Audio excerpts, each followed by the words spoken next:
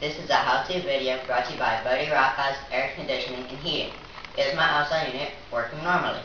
Here are a few simple checks that you, the homeowner, can perform to see if your unit is working normally.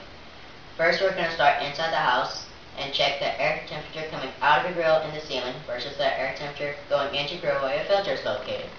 The air temperature coming out of your grills in the ceiling should be 12 to 20 degrees colder than the air temperature going into your grill where your filter is located. I'm going to use an infrared gun to check the temperature. You can use whatever you have at home. 73 degrees.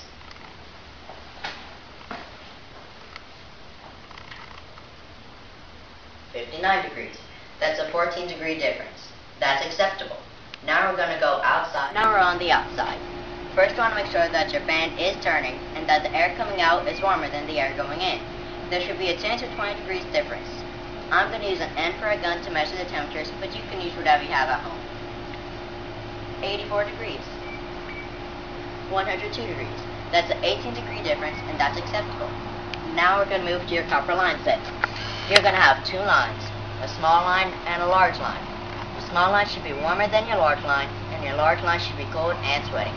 If you see ice, then you have a problem, and you should watch our video for that. But if it's cold and sweating, then your unit is probably working normal.